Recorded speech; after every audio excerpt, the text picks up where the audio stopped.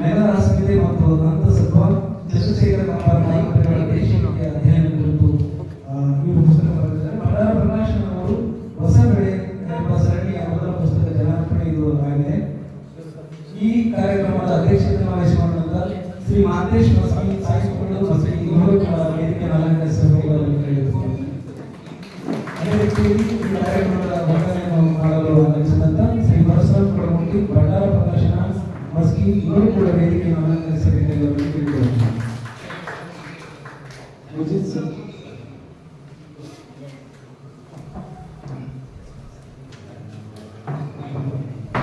ವೇದಿಕೆಯನ್ನು ಅಲಂಕರಿಸಿದಂತ ಗಣ್ಯರಿಗೆ ಧನ್ಯವಾದಗಳನ್ನು ಸಲ್ಲಿಸುತ್ತಾ ಈಗ ಈ ಉದ್ಘಾಟನಾ ಕಾರ್ಯಕ್ರಮದ ಸ್ವಾಗತ ಮತ್ತು ಪ್ರಾಸ್ತಾವಿಕ ಮಾತುಗಳನ್ನು ಆಡಬೇಕಾಗಿ ಡಾಕ್ಟರ್ ಸೈಯದ್ ಮುಜೀದ್ ಅಹಮದ್ ಸರ್ ಅವರಿಗೆ, ಇವರು ಇಂಗ್ಲಿಷ್ ಸಹಾಯಕ ಪ್ರಾಧ್ಯಾಪಕರು, ಸರ್ಕಾರಿ ಪ್ರಥಮ ದರ್ಜೆ ಕಾಲೇಜು ಸಿಂದಗಿ ವಿಚಾರ ಸಂಕಿರಣದ ಸಂಯೋಜಕರಾಗಿ ಕೂಡ ಕಾರ್ಯವನ್ನು ನಿರ್ವಹಿಸಿದ್ದಾರೆ. ಇವರು ಸ್ವಾಗತ ಮತ್ತು ಪ್ರಾಸ್ತಾವಿಕ ಮಾತುಗಳಾಡಬೇಕಾಗಿ ಅವರಿಗೆ ಕೇಳಿಕೊಳ್ಳುತ್ತೇನೆ.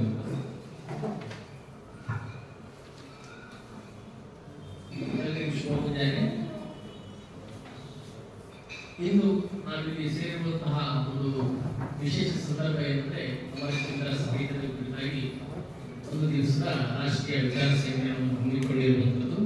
ನಮ್ಮ ಭಾರತ ಮೇಧಾವಿ ವಿದ್ವಾಂಸರಾಗಿರುವಂತಹ ಅಮರ ಚಂದ್ರ ಕುರಿತಾಗಿ ವಿಚಾರ ಸಂಕಿರಣ ಇರುತ್ತೆ. ಈ ಕಾರ್ಯಕ್ರಮಕ್ಕೆ ಉದ್ಘಾಟಕರಾಗಿ ಆಗಮಿಸಿರುವಂತಹ ಶ್ರೀ ಸಿ ದಾನಪ್ಪ ಸಾಹಿತಿಗಳು ಮಸ್ಕಿ ಇವರಿಗೆ ಡಾಕ್ಟರ್ ಬಾಬುರಾಯ ಅವರು ಸ್ವಾಗತ ಮಾಡುತ್ತಾ ಪುಷ್ಪಗುಚ್ಛವನ್ನು ನೀಡಬೇಕಾಗಿರುತ್ತದೆ.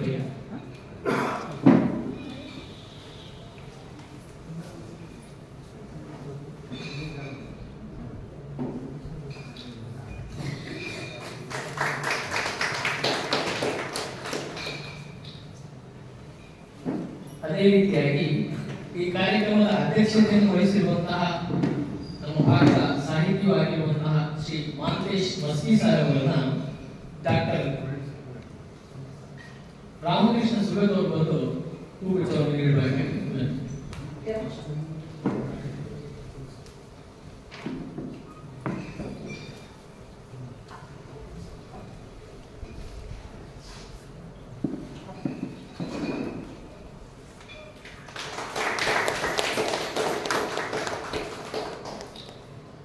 ಅದೇ ರೀತಿಯಾಗಿ ವೇದಿಕೆ ಮೇಲೆ ಆಸೀನರಾಗಿರುವಂತಹ ಬಳ್ಳಾರ ಪ್ರಕಾಶನದ ಪ್ರಕಾಶಕರು ಆಗಿರುವಂತಹ ಶ್ರೀ ಪರಶುರಾಮ್ ಕೊಡಗುಂಡಿ ಅವರಿಗೆ ಬಸಯ್ಯ ಸ್ವಾಮಿ ಡಾಕ್ಟರ್ ಬಸಯ್ಯ ಸ್ವಾಮಿ ಅವರು ಬಂದು ಹೂಗುಚ್ಛ ನೀಡಬೇಕಾಗಿರುತ್ತದೆ.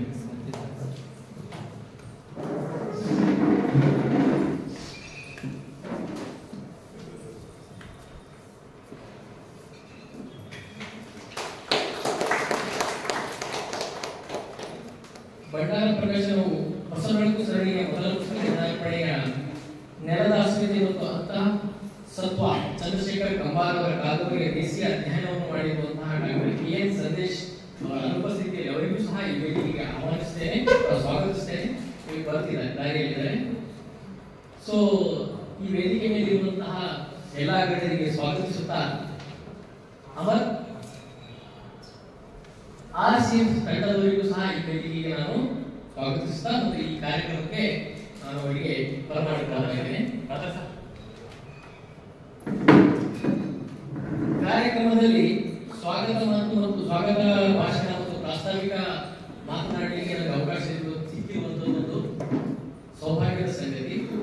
ಈ ಕಾರ್ಯಕ್ರಮದ ಸಂಚಾಲಕನಾಗಿ ಹಾಗೂ ಕಳೆದ 3 ತಿಂಗಳಿನಿಂದ ಅಮರ ಚಿಂತನ ಸಾಹಿತ್ಯದ ಕುರಿತಾಗಿ ಹಲವಾರು ವಿದ್ವಾಂಸರೊಂದಿಗೆ, ಸಾಹಿತಿಗಳೊಂದಿಗೆ ಮತ್ತು ಅಮರ ಚಿಂತನ ಸಾಹಿತ್ಯದ ಮೇಲೆ ಬಿಡಿಯಾಗಿ ಸಾಹಿತ್ಯ ಸೃಷ್ಟಿಸಿರುವಂತವರು ಮತ್ತು ಅವರ ಕುರಿತಾಗಿ ಬಂದಿರುವಂತವ್ರ ಜೊತೆ ಮಾತನಾಡ್ತಾ ಕೆಲವೊಂದು ವಿಚಾರಗಳನ್ನು ಸಹ ನಾನು ಸಹ ಅವರಿಂದ ತಿಳಿದಿದ್ದೇನೆ.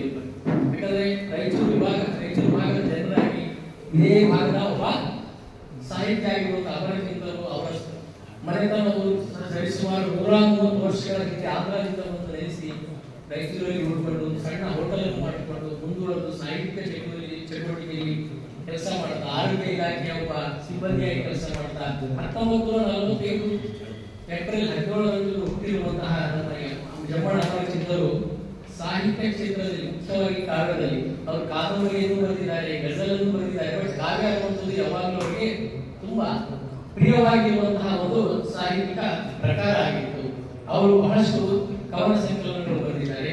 ಮುಂಜಾವಿನ ಕೊರಡು, ಅದೋ ಜಗತ್ತಿನ ಕಾವ್ಯ, ಅಮರಚಿಂತ ಕಾವ್ಯ ಅನ್ನುವಂತಹ ಕವನಗಳಾಗಿರಲಿ, ಗೂಟುಗಾರಿನ ಸಂತು ಅನ್ನುವಂತಹ ಕಾದಂಬರಿಯು ಬಂಡಾಯ ಸಾಹಿತ್ಯ ಈ ಭಾಗದಲ್ಲಿ ಗುರುತಿಸಿಕೊಳ್ಳಲಿಕ್ಕೆ ಹೆಸರಿಸಲಿಕ್ಕೆ ತುಂಬಾ ಅದ್ಭುತವಾದಂತಹ ಕೆಲಸವನ್ನು ಮಾಡಿರುತ್ತದೆ.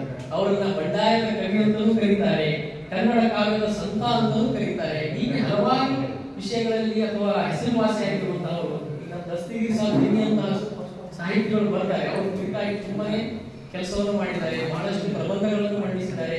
ಅವರನ್ನು ಪರಿಚಯಿಸುವುದರಲ್ಲಿ ಅಮರೇಶ್ ನುಡಿನೋಡಿ ಸರ್ ಆಗಿರಲಿ, ದಸ್ತಗಿರಿ ಸಾಹಿತ್ಯ ಆಗಿರಲಿ, ಮತ್ತೆ ಹಲವಾರು ಈ ಭಾಗದ ಮತ್ತು ಬೇರೆ ಬೇರೆ ಭಾಗದ ಸಾಹಿತ್ಯಗಳು ತುಂಬಾನೇ ಕೆಲಸ ಮಾಡಿದ್ದಾರೆ. ಸೊ ಇದು ಒಂದು ನಮಗೆ ಒಂದು ಒಳ್ಳೆಯ ವೇದಿಕೆ. ಸಾಹಿತಿಗಳಾದವರು ಎಷ್ಟೋ ಜನ ತಮ್ಮ ಸಾಹಿತ್ಯ ಕೃಷಿಯನ್ನು ಮಾಡಿ ಗುರುತಿಸಿಕೊಂಡಿರ್ತಾರೆ, ಹೆಸರುವಾಸಿನೂ ಆಗಿರ್ತಾರೆ. ಈ ಸಾಹಿತಿ ಹೇಗಿದ್ದಾರೆ ಅಂದ್ರೆ ತಮ್ಮ ಕೆಲಸದ ಮೇಲೆ ಹೆಚ್ಚಿನ ಒತ್ತು ಕೊಡುವಂತಹ ಸಾಹಿತಿ ಯಾವತ್ತು ಪ್ರಚಾರ ಪ್ರಿಯ ಆಗಿರಲಿ ಅಥವಾ ಜನರ ಮಧ್ಯೆ ಸನ್ಮಾನ ಪ್ರಿಯ ಆಗಿರಲಿ ಇರುವಂತಹ ಸಾಹಿತ್ಯ ಆಗಿರಲಿಲ್ಲ. ಇವರ ವಿಚಾರಗಳು ತಮ್ಮ ಬರವಣಿಗೆಯಿಂದ ಹೊರಗೆ ಬಂದಿದ್ದು ಹೊರತು ಯಾವುದೇ ಪ್ರಚಾರ. ಒಂದು 82ನೇ ಕನ್ನಡ ಸಾಹಿತ್ಯ ಸಮ್ಮೇಳನ ರಾಯಚೂರಿನಲ್ಲಿ ನಡೆಯುವಾಗ ಅವರಿಗೊಂದು ಅವಕಾಶ ಇತ್ತು. ಏನಂತೇಳಿ ಈ ಸಮ್ಮೇಳನದ ಸರ್ವಾಧ್ಯಕ್ಷರಾಗಿ ಅಂತ ಬೇಡಿಕೆಯನ್ನು ಇತ್ತು ಕೆಲವರು. ಆದ್ರೆ ಅವರು ಕ್ಲಿಯರ್ ಆಗಿ ಕಡಾಖಂಡಿತವಾಗಿ ನಾನು ಆ ಸರ್ವಾಧ್ಯಕ್ಷ ಸ್ಥಾನಕ್ಕೆ ಆಕಾಂಕ್ಷಿ ಅಲ್ಲ ಅಂತೇಳಿ ಹೇಳ್ತಾ, ಅಂದ್ರೆ ಸಾಹಿತ್ಯವನ್ನು ತನ್ನ ಸಾಹಿತ್ಯವನ್ನೇ ಕೃಷಿಯಾಗಿಟ್ಕೊಂಡವರು ಈ ತರದ ಬೇರೆ ವಿಚಾರಗಳಿಗೆ ಹೆಚ್ಚು ಒತ್ತು ಕೊಡದೇ ಇರುವರು ಅಂತ ನಾವು ಹೇಳ್ತಾ, ಇವರ ಕುರಿತಾಗಿ ಹಲವಾರು ವಿಚಾರಗಳನ್ನು ನಾವು ನೋಡ್ತಿರ್ತೀವಿ. ಏನಂದ್ರೆ ಜೀವಂತವಾಗಿರುವಾಗ ನಾವು ಯಾರ ಜೊತೆಗೆ ನೆನಪಿಟ್ಟು ಅಷ್ಟು ಸಂಬಂಧಗಳನ್ನು ಸರಿಯಾಗಿ ಇಟ್ಕೋಬೇಕಂತ ತಮ್ಮ ಬರವಣಿಗೆ ಮೂಲಕ ಹೇಳ್ತಾರೆ. ನಮ್ಮ ರೊಟ್ಟಿಯ ವಿಸ್ತಾರ ಈ ಭೂಮಿಯ ವಿಸ್ತಾರಕ್ಕಿಂತ ದೊಡ್ಡದಿದೆ ಅಂತ ಮಾತನ್ನು ಅವರು ಹೇಳ್ತಾರೆ. ಈಗ ಅಮರೇಶ್ ನುಡಿನೋಡಿ ಅವರ ಬಗ್ಗೆ ಹೇಳ್ತಾರೆ, ಇವರು ಮಾಡಿರುವಂತಹ ಸಾಹಿತ್ಯ ಕೃಷಿಯನ್ನು ನಾವು ನೋಡಿದಾಗ ಹಲವಾರು ಸಾಹಿತ್ಯಗಳನ್ನು ಕಂಪೇರ್ ಮಾಡಿ, ಬಂಡಾಯ ಸಾಹಿತ್ಯಗಳನ್ನು ಕಂಪೇರ್ ಮಾಡಿ ನೋಡುವಂತಹ ಎಷ್ಟೋ ಸಾಹಿತ್ಯ ಚಟುವಟಿಕೆಗಳು ಈಗಾಗಲೇ ಆಗಿಲ್ಲ, ಬೆರಳಿಕೆಯಷ್ಟೇ ಕೆಲಸಗಳಾಗಿದೆ. ಈ ವೇದಿಕೆ, ಈ ವಿಚಾರ ಸಂಕಿರಣ 25 ಜನ ಈ ಪ್ರಬಂಧ ಮಂಡಕರಿದ್ದಾರಲ್ಲ, ಇವರ ಸಾಹಿತ್ಯ ಕೃಷಿಯ ಕುರಿತಾಗಿ ಬೇರೆ ಬೇರೆ ಆಯಾಮಗಳಲ್ಲಿ, ಬೇರೆ ಬೇರೆ ವಿಚಾರಗಳಲ್ಲಿ ಮತ್ತು ಬೇರೆ ಬೇರೆ ನೋಟಗಳನ್ನು ಇಟ್ಕೊತಾ, ಆಧುನಿಕ ನೋಟಗಳು, ಬಂಡಾಯ ನೋಟಗಳು ಮತ್ತು ಈ ಪ್ರಗತಿಪರ ನೋಟಗಳನ್ನು ಇಟ್ಕೊತಾ ಪ್ರಬಂಧಗಳನ್ನು ಮಂಡಿಸಲಿದ್ದಾರೆ. ಈ ವಿಚಾರ ಸಂಕಿರಣ ತುಂಬಾ ಯಶಸ್ವಿಯಾಗುತ್ತೆ ಅಂತ ನಾನು ಅಭಿಲಾಷೆಯನ್ನು ಇಟ್ಕೊಳ್ತಾ, ನನಗೆ ಅವಕಾಶ ಒದಗಿಸಿಕೊಟ್ಟಿರುವಂತಹ ಈ ವೇದಿಕೆಗೆ ಧನ್ಯವಾದಗಳನ್ನು ಹೇಳ್ತೀನಿ.